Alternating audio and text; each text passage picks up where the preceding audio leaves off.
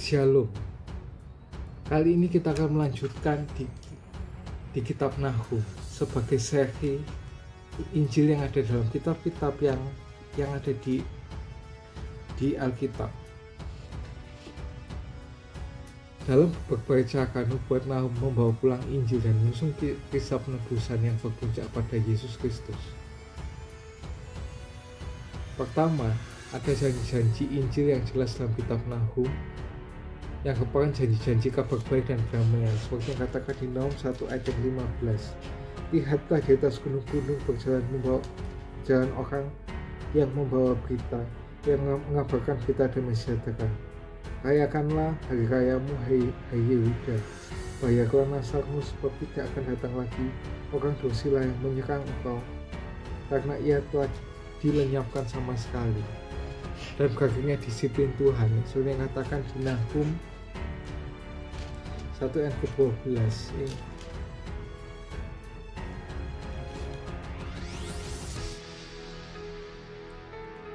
Ya, 1 ayat 12. Beginilah firman Tuhan, sekalipun mereka utuh dan begitu banyak jumlahnya, dan mereka akan hilang terbabat dan mati binasa. Sekalipun aku telah mengendahkan engkau, tapi aku tidak akan mengendahkan engkau lagi. Dan berakhirnya kuasa para penindas di ayat yang ke-13. Sekarang aku akan mengatakan gandaknya yang memberkati engkau, dan memutuskan belenggu-belenggu yang mengikat engkau. Nah, ini karakter Allah yang menyelamatkan dijelaskan dalam berbagai bagian yang ada dalam kitab ini.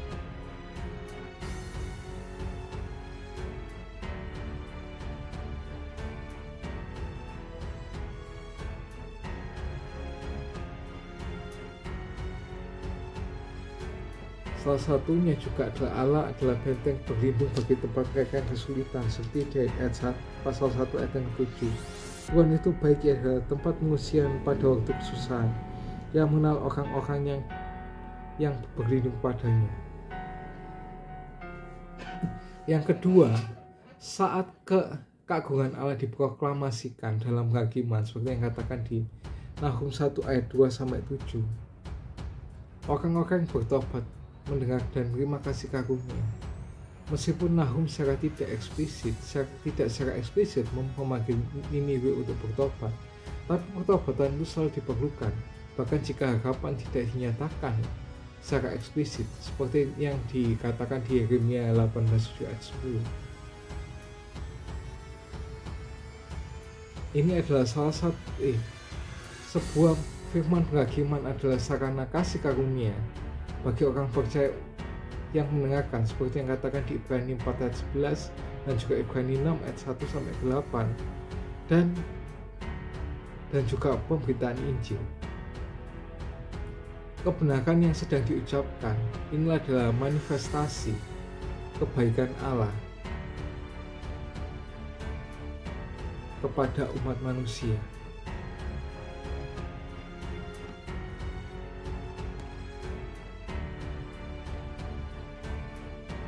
Yang ketiga, kita dihibur dengan mengetahui bahwa penghakiman atau kejahatan pasti akan datang. Semua akan diperbaiki. Kita berharap dan bersabar. Injil membebaskan kita tidak hanya dari tuntutan Allah yang adil terhadap kita, tapi juga dari kuasaan dunia, daging, dan iblis. Dalam penyelamatan, Allah menggulingkan dan menghancurkan kekuasaan yang menentang pemerintahannya dan menindas umatnya. Itulah sebabnya Yesus Kristus akan mengangkat beberapa orang dan menggulingkan orang lain, seperti yang dikatakan di Lukas 2 ayat 34. Lukas 2 ayat 34.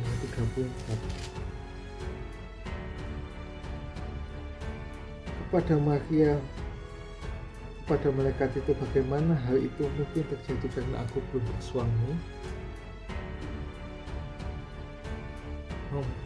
Memberi makan beberapa orang dan mengusir yang lain, seperti Lukas 2 ayat 34. Salah ayatnya, tadi salah baca. Lalu Simeon memberkati mereka dan berkata kepada Maria, ibu anak itu, sesungguhnya anak ini telah ditentukan untuk menjatuhkan dan membangkitkan banyak bangsa di Israel untuk menjadi suatu tanda yang menimbulkan perbantahan. Nah, itu ayat yang benar itu tadi, memberi makan beberapa orang dan mengusir yang lain. Di Lukas 1 ayat yang 53. Ia menimpakan segala hal yang baik pada orang yang lapar dan menyuruh orang yang kaya pergi dengan tangan hampa. Nah, kabar baik itu bukanlah kabar baik untuk semua orang. Dalam kematian dan kebangkitannya, Yesus mengakhiri kerajaan-kerajaan dan mempermalukan kekuatan-kekuatan yang menindas seperti yang ada di Mazmur kedua, Lukas 20 ayat 43, Yohanes 12 ayat 31, dan juga Kolose 2 ayat 14 sampai 15.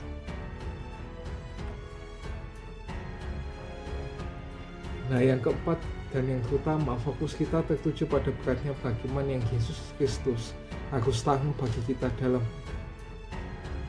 penderitaannya yang menggantikan kita. Ejekan yang pantas diterima oleh si jahat. Seperti yang katakan di Nahum 3 ayat 5 sampai 7. Lihatlah, aku menjadi lawanmu, demikianlah firman Tuhan semesta alam. Aku akan mengangkat ujung kainmu sampai ke mukamu, dan aku akan memperlihatkan auratmu kepada bangsa-bangsa dan kemelawanmu pada kerajaan-kerajaan. Aku akan melemparkan barang keji ke atasmu, akan membina engkau, akan buat engkau menjadi tontonan. Maka semua orang yang melihat engkau akan lagi meninggalkan engkau, serta berkata, Niniwe sudah rusak. Siapakah yang katapi dia? Dari manakah aku akan jadi penghibur untuk dia?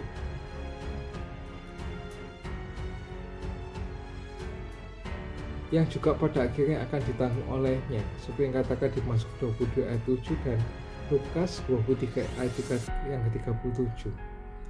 Jika bukan karena tindakan belas kasihan yang luar biasa, nasib kita akan sama seperti Niniwe. Sebaliknya, kita sekarang berdiri di hadirat Allah tanpa celah dengan sukacita yang besar. Seperti yang ada di Yudas 1 ayat yang ke-24. Bagi dia yang berkuasa yang menjaga kamu, supaya jangan tersandung dan membawa kamu dengan tidak bernoda dan kegembiraan di hadapan kemuliaannya.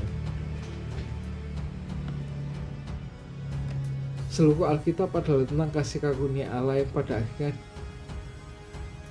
dinyatakan dalam Yesus, seperti yang ada di Lukas 24 ayat 27, Lukas 24 ayat 44, dan juga Yohanes 5 ayat 39, dan juga di ayat yang ke-46.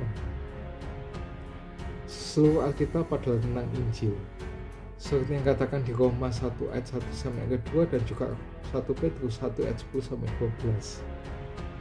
Ini termasuk Nahum. Dengan membaca Nahum, kita melihat penghakiman akan dijatuhkan pada orang jahat, dan lintasan yang berpuncak pada Yesus berlanjut pada lintasan-lintasan yang menjelaskan bagaimana setiap orang jahat diampuni sepenuhnya dan cuma-cuma. Berbahagialah setiap orang yang mendengar firman Tuhan, renungannya, menyimpan dalam hatinya, dan bahkan melakukannya dalam kehidupan sehari-hari. Ya, seperti orang yang membangun rumah di atas batu, dan apabila ada angin yang menerjangnya, rumah itu tidak akan kokoh. Amin. See you and God bless you.